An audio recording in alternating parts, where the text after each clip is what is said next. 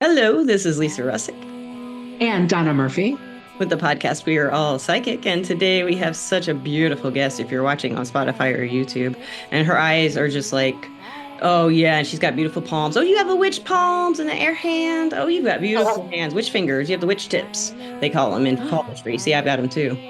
And you've got the Oh, long that's air hand. I have like the earth hand. And you have the air hand, that's a long one. Oh, you got a square one on that side and an air hand on that side. Well, that's kind of interesting. You don't see that every I day. don't know. Well, I'm so we'll, intrigued. we'll get to that I'm in so just a intrigued. second, but we have a question for you first, Meg. Yes. Donna Okay, does. I'm all Yeah, ears. we got off topic again. All right, you can go ahead, Donna. So, Meg, I want to ask you what we ask all of our guests at the beginning of every podcast. And do you think that we're all psychic? We all have the capability to be psychic. I have the belief that our souls make a choice before we come here for our incarnations. And I happen to fall in love with my husband, who literally has said, I have no desire to have a mystical experience. And so, since his soul made that decision, I have the belief he won't have one. So, I Mm. believe it takes an openness and a willingness to surrender to these intuitive moments and these mystical moments. So, Yeah. we all have the capabilities. Are you Yes. still married to him? Yes, 16 years. Is that And he still the Nice. dynamic? Yes. Interesting. And he totally supports me and my woo I'm woo sure energy. he does. Yeah. And I basically entered the career of ministry when I was 13, began preaching and missionary grandparents, all the things, channeled Cool. sermons. Yeah. So it's a Oh, wow. massive part of my identity. Yeah. So when he Mhm. married me, he knew what he was getting. Yeah. And it's actually divine fuckery that we fell in love, because Love if that. I'm a we have to talk astrology signs Oh, on definitely. your show. Definitely. So I'm a Taurus, Cancer sun. sun. Yeah. Okay. Yeah. Cancer sun, Pisces moon, Taurus Cancer rising. ascendant, Cancer ascendant. Yes. You got Yes. the opposite. Pisces sun. I can't stand it. I love it. Oh my gosh. What'd Yes. you say your moon So you- was? Pisces. Mine? Pisces. Oh. Oh, it's your no, it's Hers is- Donna. She's a Pisces Yeah, moon. hers is Pisces. Yeah, no, Yeah. my moon is actually Leo, but my ascendant is Virgo. I love that your moon is Leo. Yes. I think that's badass. Yeah, well, Yes, it is. what Very You're badass. right. got. It's you. It's you. It fits you. Yes. Yeah. So you probably relate to what I'm about to say, which is I can easily stay in the 5D every second of my life. And I have a strong, and it works in my coaching business Yeah. because my intuitive abilities are my business. Yeah.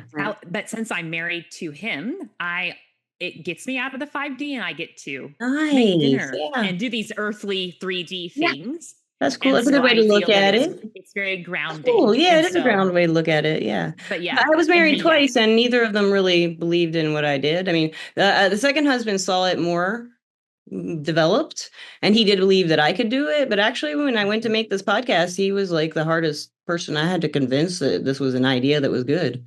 He's like, no one's Man. going to say yes. I was like, oh, really? That's what I went expecting. And the first guest said yes. And I was like, wow. And then the next one said, oh, wow. He was wrong. But, He it's was wrong. weird. But he Yeah. did know I could. He's like, people can't do what you do. And I was like, yeah, everyone can. They just don't try. It's so obvious. I did it Yeah. pretty much. So I'm so glad you received what I better. could already do, and I noticed it, and I thought it freaked my crap out, and I was like, "What is this?" Wow.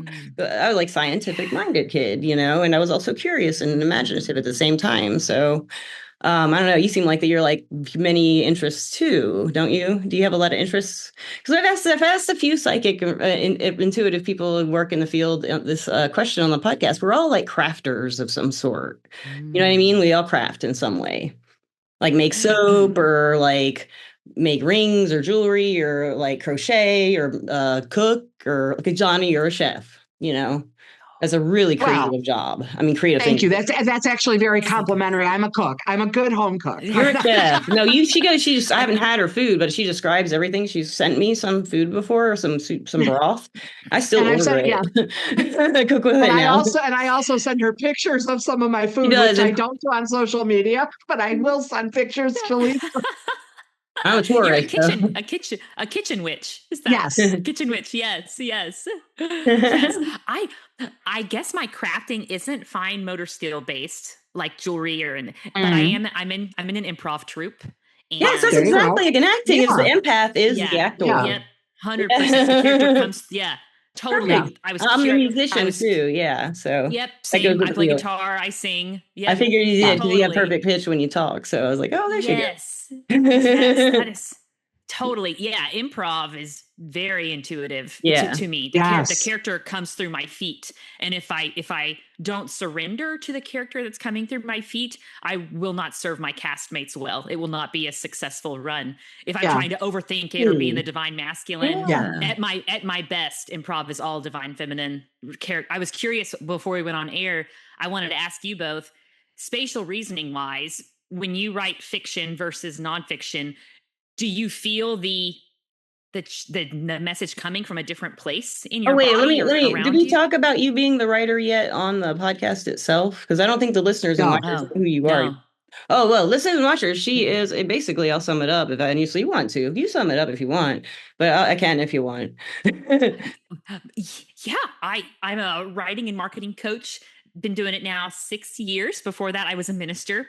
So I have a heart for helping people write, market, and sell Amazon bestsellers on Audible, Kindle, and paperback that have a spiritual undertone. So I've served 78 clients in 6 years. It's And wonderful. I'm so excited. And then my third book debut, I have an author copy. My first work of fiction is coming out. Oh, no way. June I'm getting it. 9th. June 9th. Yeah. Oh, it's a beautiful. My friend So, Bunny's birthday is June 9th. oh, perfect. Yeah. Yeah. And so with this book, There He Holds Her, it is would you like me to read the back of book summary of the book? Yes, please. Yes. That will take less time than me rambling about it. Beautiful. Okay. Oh, Mike Cassidy Lee is the cover artist on my team. There's 6 of us on beautiful. my team. I love And that she's cover. Amazing. A surrealist painter. And oh, the manager's here. The manager. The manager's She's here. giving us the approval, the butt of approval. That's the butt of approval. She likes it. I'm so flattered for the butt of The butt of approval. approval. You are. You should be. Yes. Okay. So the summary says some love stories end, other love stories go underground. There He Holds Her is a dual timeline novel that, according to author and coach, shout out to my friend Jamal Javanji, serves as a spiritual portal for which not all are ready. It starts in 1979, Flockton, Texas. 18-year-old Vivian Chelsea sneaks out on graduation night to meet the boy she loves. But by morning, everything has changed, and not in the way she dreamed. What her family calls protecting her future, she will spend a lifetime quietly questioning. 2018, Ruther Glen, Texas. Vivian's daughter, Reverend Hetty Stone, so the protagonist is a female pastor. Reverend Hetty Stone, she's built her life on discipline, denial, and an upcoming bishop nomination. Then her Aunt Moira dies, and all her plans unravel.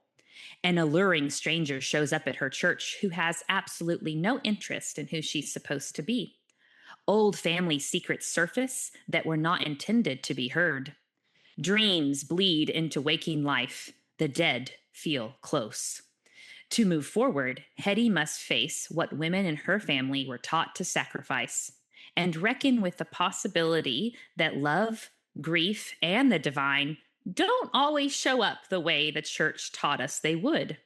To move forward, I love that. Hetty must wrestle with the question, what if your deepest desires were never shameful at all?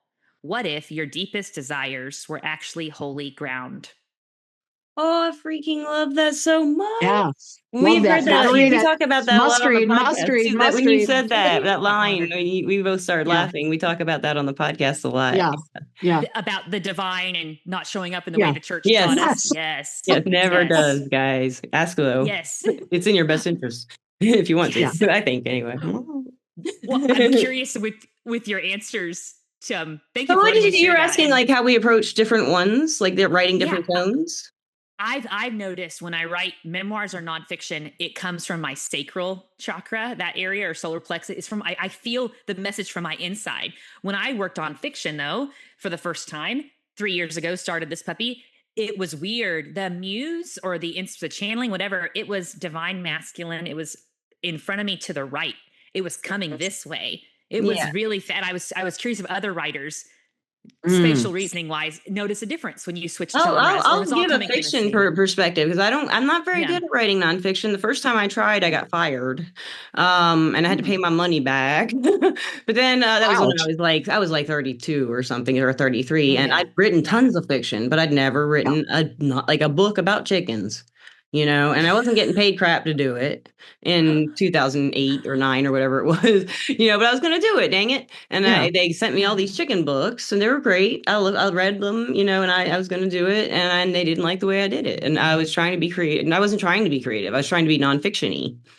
Anyway, it just didn't work out. But I mean, I can't really write memoir stuff either because I've tried to do stuff for the podcast, like make a podcast memoir, and I just can't do it. I don't know how to, maybe this is going to teach me something. Because then for fiction, I mean, I just have to just start daydreaming. I mean, most of the writing for fiction is daydreaming until I actually write it. And once I start writing it, it's done really fast, usually. There has to be like a certain set of circumstances that hit me to write the book.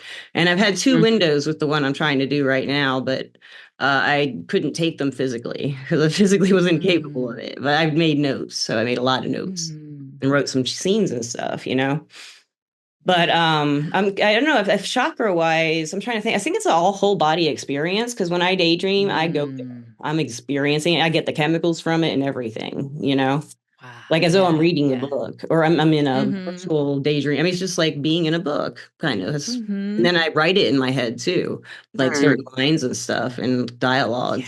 And whatever stays is usually what I use. Like the next day, whatever I remember or have written down is what I use. Yeah. And then when the whole thing's there, I'm like, oh, I got it. And then I can write it, Yeah. Do you have to move to daydream, or does your daydreaming happen in It's just all the time in little it happens all the time. It's like the book I'm working on now, for example. It's just been going on constantly, shifting, changing in my mind, but the characters are stable. I just haven't figured out exactly how I want to make the plot go, where it'll be a little different than the other things I've done already. In this genre, because it's a ghostwriting project. So that's kind of where I'm stuck. The characters are usually where I make it different. And that's also where I'm fleshing it out in my imagination, which is more fun. And I indulge in that a lot, you could say. But it shows in the writing because I love to just indulge in the dialogue between the characters in my head, just play out scenes that'll never show up in the book. They don't even make sense in the book. Like maybe they're in like a Wendy's arguing over a soda. That's never going to happen in the book.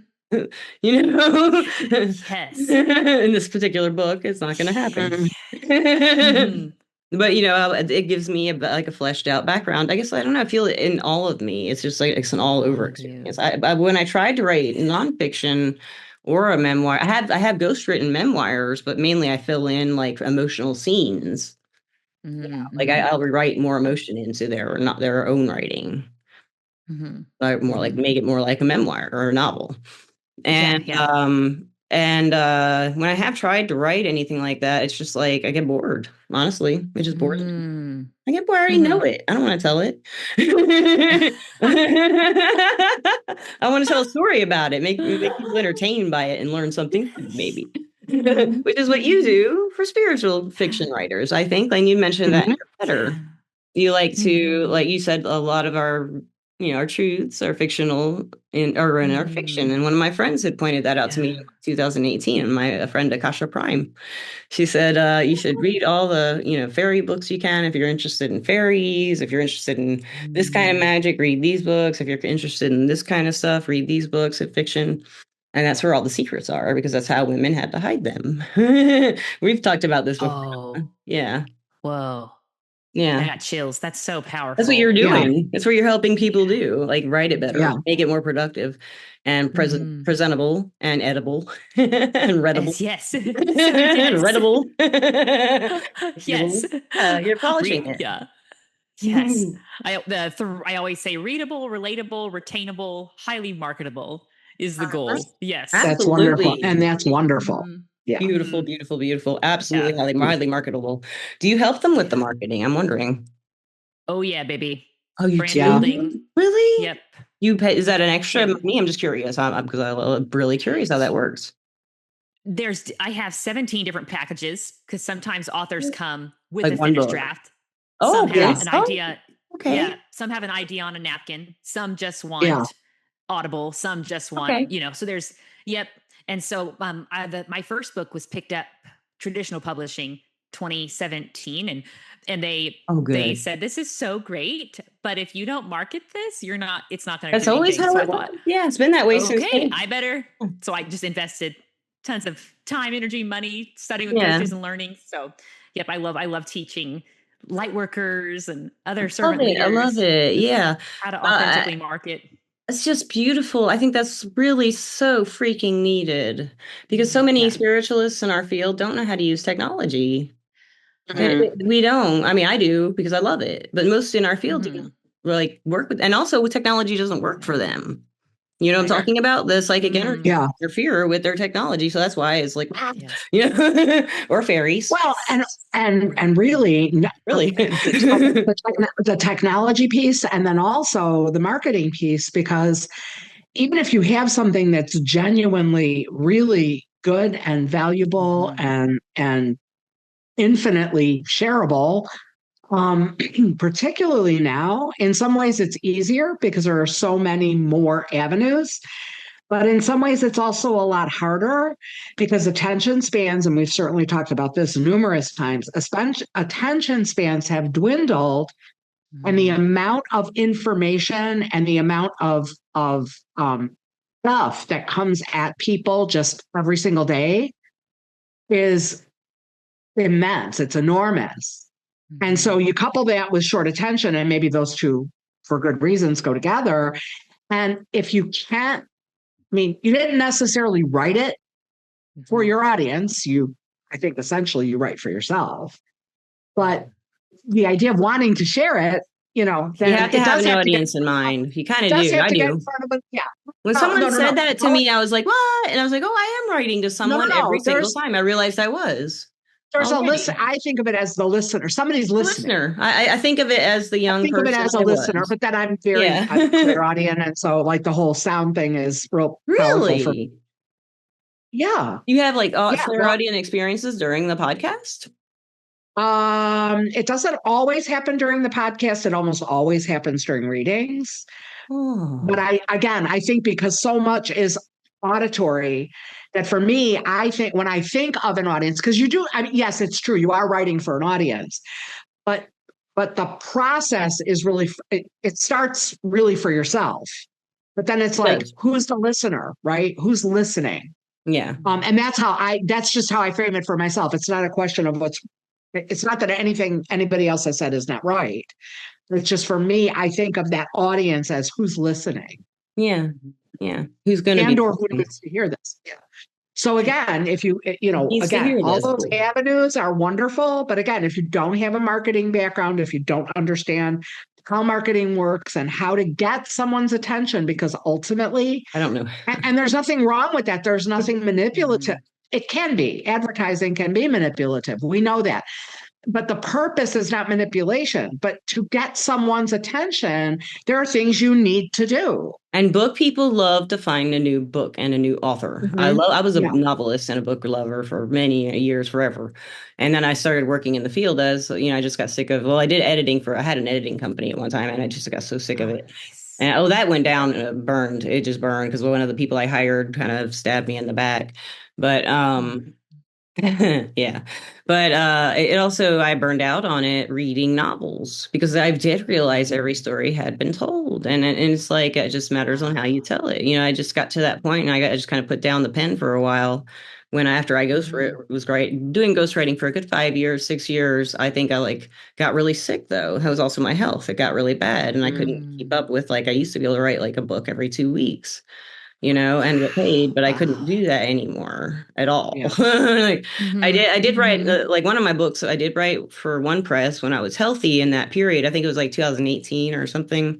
And I wrote it in I think 3 weeks or 2 weeks. But I mean, it wasn't as long of a book either, but it was like a maybe 40,000 or 50,000 word book.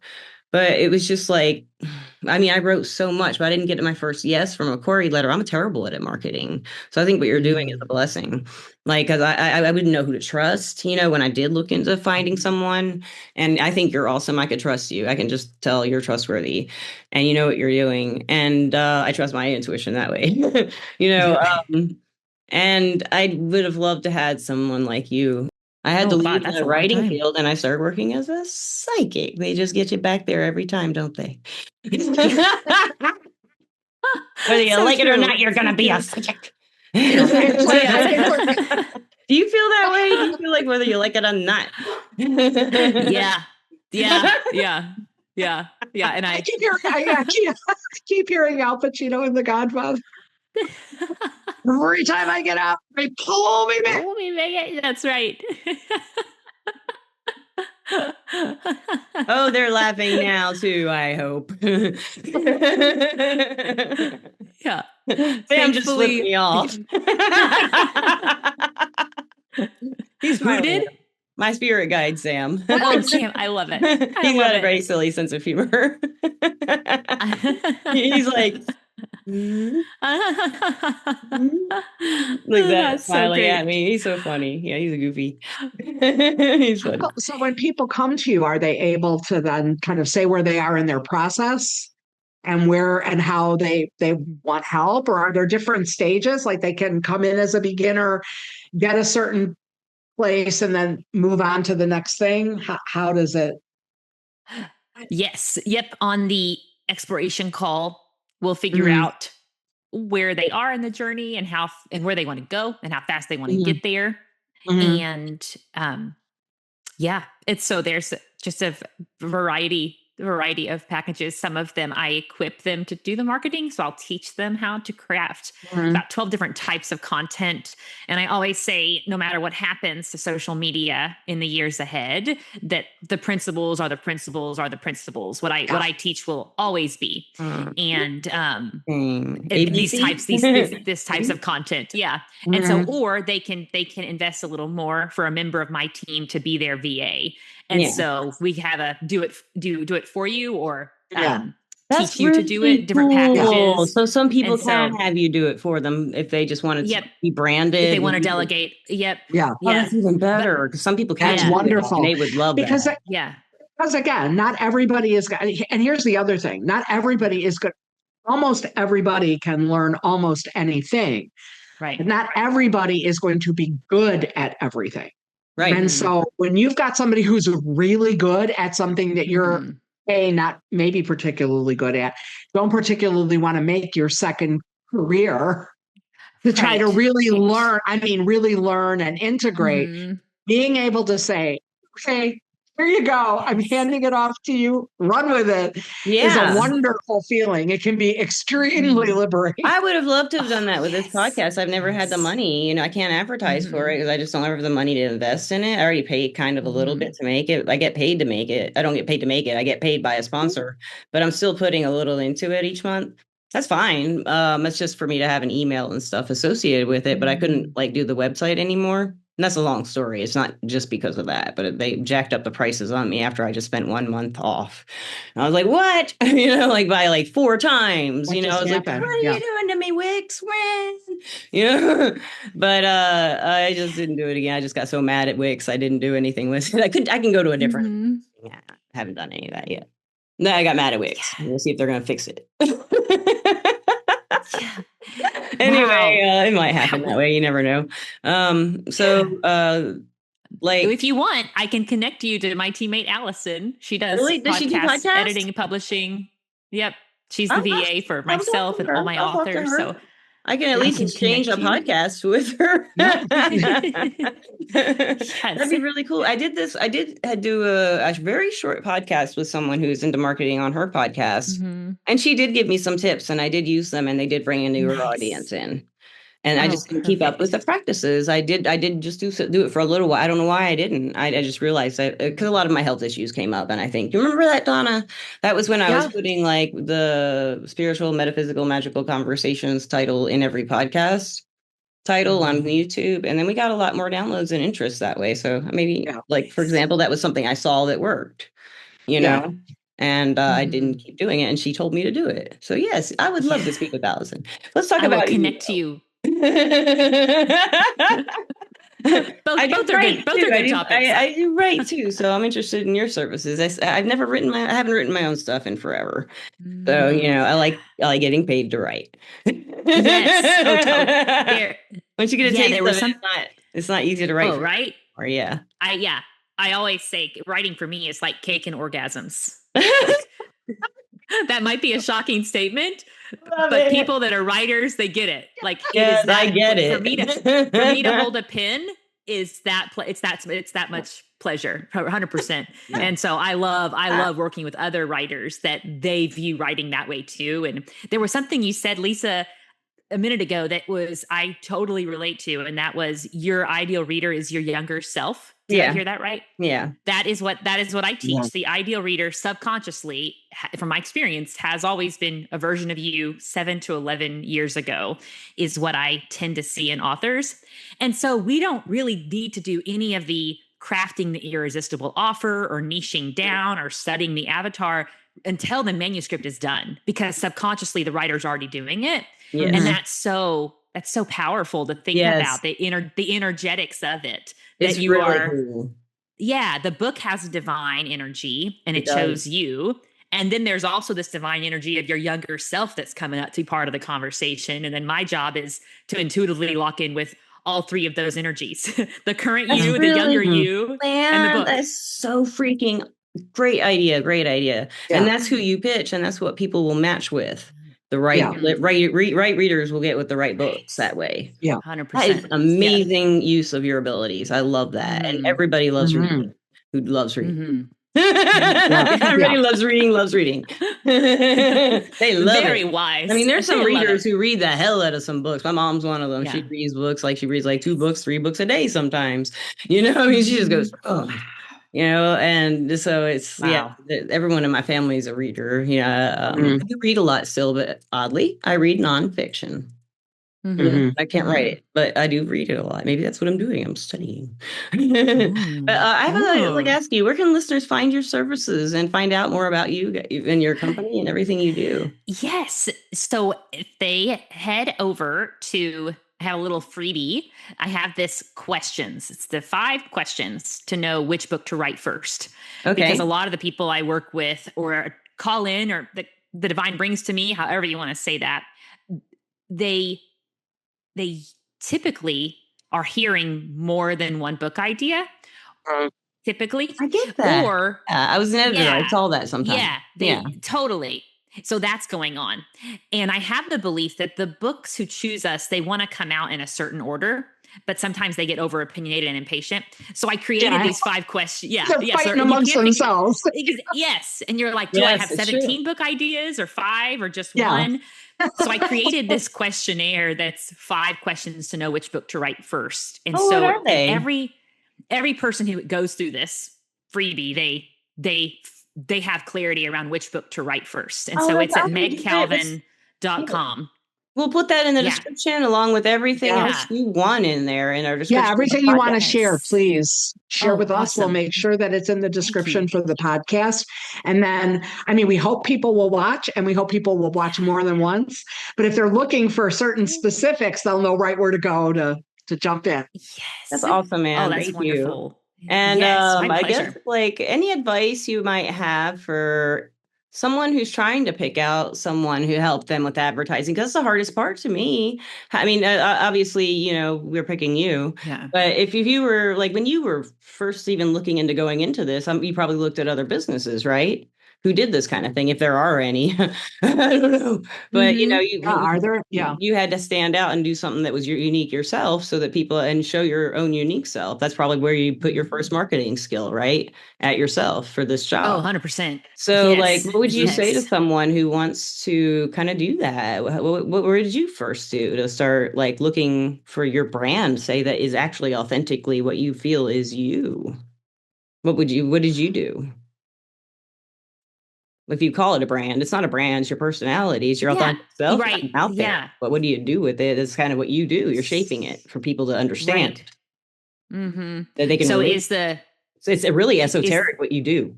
You know, Yeah. So is the question, what if they advice would I want give to. someone who want, If they if they want to want do to it build a, themselves, like they want to start like themselves doing their own marketing without help, maybe okay. just for the first try. Okay. They want to think Mm-hmm. differently about it, you know, like me, maybe. Yeah. If I I got, were this yes. person. Okay. Yeah. Hypothetically, if Lisa wanted to, Lisa were this hypothetically. person, she might be thinking like, how would I transition my thinking from what I am here and put it out there so people understand it? What's my interface?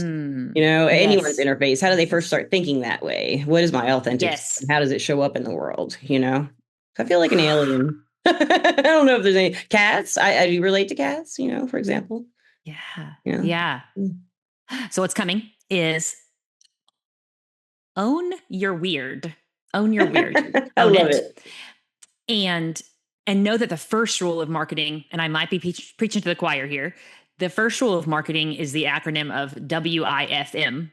And so the buyer is always wondering that. And that acronym stands for what's in it for me. So I what didn't that know means that. is, Oh yeah. yeah. So The what that means is incentive. before they even have a shred of interest in your credentials, Mhm. or anything else about your backstory, they want you to first, in 3 to 5 seconds on any website or social media platform, in 3 to 5 seconds, they need to know first and foremost two things. Who do you serve? Mhm. Using third grade language. So don't be Mhm. colorful or metaphorical. They Mhm. want to know, who do you serve? And so busy soccer moms, Mhm. metaphysical Christians, spiritually attuned go-getters. And so this type of this name for them that they know immediately who they are based on psychographics more than Mhm. demographics. So they want to know in 3 to 5 seconds, who do you serve and how do you help them? What's the ROI? Okay. And I help women over 75 get their sexy back. It's like, oh, I'm immediately interested. And in third grade language, what we're doing in marketing is we're tapping into the subconscious, the pillow talk, if you will, of the Mhm. buyer. And because we are people of integrity that listen to your show, we don't have to worry about, am I slimy, am I manipulative, because Mhm. we're gonna get inside the head of the buyer, because we are them, and we're gonna treat it with great honor and respect. That Mhm. I know what negative self-talk they're saying about themselves in the mirror because I've been Yeah. there. And I Yeah. and so that would be the greatest, the thing to get crystal clear on. And I love helping authors do that, is giving a name to their ideal reader, their target market, and then getting Absolutely. crystal clear on what is that ROI. And Mhm. just in 3 to 5 seconds on all your online platforms, they can see that and they know Yeah. where to go from there. I'll pause. Really interesting. Yeah. No, You know that's why? yeah. To me, that's Yeah. interesting because fiction is not much different. I mean, when I ghostwrite, because Right. I write in Yeah. a genre and I'm basically given Mhm. a very skeleton idea. It's not even a Mm. skeleton, it's just a pitch, Mhm. basically, Mm. without any names. It's like I get a Mhm. genre and a very specific genre, and I Mhm. get like maybe a tone. Mhm. Mm. Like write like this mixed Mm. with this, you know? Yeah. And or I'll pitch Right. something and they'll like it or something. Yeah. We'll pitch things back and forth and until we land on something. Yeah. But like I did learn through writing under one pen name with a certain press, several books, what the audience liked from that press, just from experiencing it. Mm. And they like some messed up stuff. So, like the really deep psychological stuff, and that was really fun to Oh, write out because that's really fun to write, the yeah. twisted, dark, psychological, but kind of funny at the same time, ironic, weird stuff. Like, oh man, okay. So, like that was a really neat thing to find out. So I understand it in ghostwriting from that experience, Mm. but I haven't ever thought of it that way, like how you just said it. So it's really cool about me, like I can Yeah. understand those readers because I've written it and that's all what happened. But Mm-hmm. I've not really thought about that and using my intuition to even kind of sense it out for one thing. I never even thought about that. Yes. That's cool. Yeah. Like, yeah. Go ahead. No, go ahead. Oh, it was like for my book, which is fiction, the ROI, the return on investment for the Mhm. reader, I feel called to serve high achieving Christian women hang with me here, even though I'm extremely metaphysical and I left the ministry. No. I want to help Christian women who want to learn how to reclaim and train their intuitive abilities and remember how there is deep somatic wisdom in their body to return to. And I want to do it. I know the high achieving Christian woman because I was in ministry for 20 years. Yeah. I know she's read all the Enneagram books and team management books and stuff. And so I had the question of, could self-care be swoon worthy? What if fiction was a healing modality of self-care for the high achieving spiritual woman? What would that look like? I love it. That's wonderful. And yeah. Those Love are all that. ROIs, Yes. for my target market. Oh my Yes. gosh, that's wonderful. And I was going to love say it. that one of the things I thought was really important that you said, because so many things have gotten bad press, I guess. Right. I understand how important it is to be in integrity, and the purpose of getting in someone's head or understanding your listener, your audience, your reader. It's not about manipulation, but it is most certainly about influence. I mean, what are we doing if the purpose is not influence? And just like your parents used to teach, right? There's a good influence and a bad influence, right? There's people who are bad influences on you. There's people who are very good influences on you. And I don't want that to become a dirty word. I mean, manipulation truly is, it's for your own, like, kind of personal ego gratification or personal gain to the other person's detriment. But influence, again, what are we doing if not that? And there's not anything wrong with that. That can absolutely be ethical and in integrity and a very, very positive energy exchange between ourselves and the people that we seek to have influence with. Yeah. Hope to have. Good ads that catch me are usually dresses, honestly. I'm an emotional shopper. And a lot of times if I'm like upset, I get on my phone, scroll. I'm not doom scrolling. I look at positive motivational stuff. Yeah. Ooh, that dress stuff. though. Ooh, that teal dress. I'm gonna put some shit in my cart. And then I don't buy it. As usually I don't buy it now anymore. But for me it's shoes, but I've learned to rein in my impulses. See, I'm talking. We're learning as we go. But you know what I'm saying? For Like, me, it's just whatever there's something about something there for that. The way they're pitched to me, like they know me. They're really good. They know you. They know yes. me. I like it. I don't mind emotional shopping as long as I don't spend the money I don't have, and I've learned to do that. So I took a lot. Are they like medieval dresses or old? All kinds of ones catch my attention. It doesn't matter. It doesn't matter if I want to get it or not. It's just like, wow. Like I saw a metallic swimsuit and I was like, oh gosh, I gotta look at that. Look like stained glass. You know, it was like all metallic. Have you seen that one? It's like the coolest swimsuit I've ever seen. It's like I did. Oh my gosh. Synchronicity. I just saw that today. You did? Isn't that cool, man? They did $20,000 stained glass dress. She this was on Temu for like $17. They're ripping that one off. They're ripping that one off on Temu, I guess, because I didn't know about that. It's really cool. It's all like it'll be this big. It'll be a Barbie dress. Yeah, order extra large, girls. Even if you're small. You get the extra large if you're medium. Yes.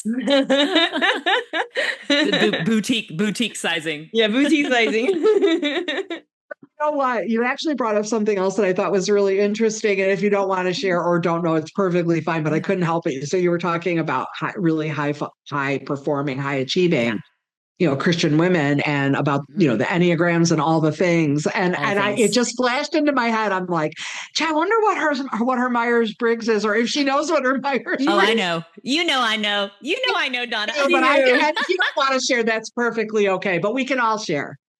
Yes. We have before. What are yours? I'll go first. I'm an INFP. Oh, okay. ENTJ. ENTJ. And I am an ENFJ. Oh, you two. Very cool. Very cool. You're in sync. You guys are like a yin yang or something right there. We only had one thing opposite. Is that right? Yeah. Thinking and I'm feeling. a T, so thinking, feeling. Yeah. But I'm an ENTJ. I love that. I mean, I guess we all haven't done all the things, but many of us have done all the things. Yes. And the Enneagram and the Okay, so Oh, tell I me, get, tell me, yeah, tell we've me. all done all the things. We had to figure out what was going on with us somehow. Are we Sure, I can crazy? remember my Enneagram thing because I don't relate as much to that as I do with the Myers-Briggs. I'd have Right? time. It's right. They're It seems that similar though. They're yes. really similar.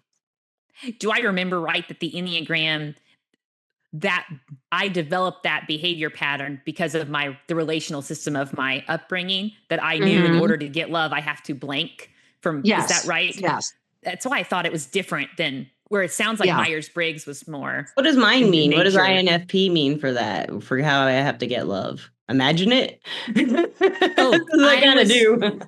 yeah. I was referring to the Enneagram. For the That, Enneagram one. Okay, Yeah. okay, that okay. it Gotcha. relates. So as an Enneagram 3, I'm Yeah. the achiever with a 2 wing. And so Never done before that. I did deep healing work on myself the past 10 years, Mhm. I only, at a subconscious level, the story was running, I'm only worthy of love if I am impressive, if I am, quote, successful.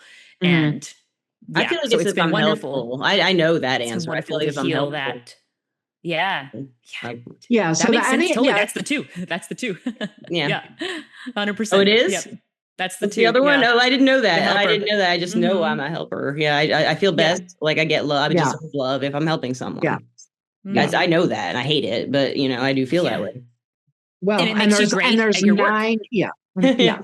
Yeah, that's true. And there's like 9 dimensions, and then there's the wings, which I I'm don't gonna know look as much into that. about. I'm gonna look into that. Okay, yeah, Yeah. we'll look into that, man. It's of course any to me, tools of self-exploration almost always have something of value to bring to the table. Yeah. What's it I called? always felt like Amagog or Enneagram, Enneagram? yeah, Enneagram. Listeners and watchers, I'll write that word out in the ENNEAGRAM. podcast description if Yeah. you're like me and you need that written out. Yes. I would recommend Helen Palmer's book on it. That changed Okay. my life. Did you Yeah. read her, Donna? Helen Palmer? I believe Have you so. heard of Yeah. her? I believe that's the Yeah. one that's the one. It's old. It's Yeah. older. And I love it. That one's been around. That one's been Mhm. around. I think that was my first my first exposure or my first time trying it. And then I think I did an online one not that long ago, I guess, just to see, anyway. But yeah, no, she I think if there's an authority on the subject, I think it's her. Mm-hmm. That's been my experience too. Yeah. Yes. So healing. So healing to me. Mm-hmm. Yes. That's so cool. Yes. Well, like lastly, I Mhm. guess I'd love to thank our sponsor, Everclear, right now. Everclear is an advice app and website where you can get advice from psychics and empaths, so you can get the clarity you need to create the life you deserve.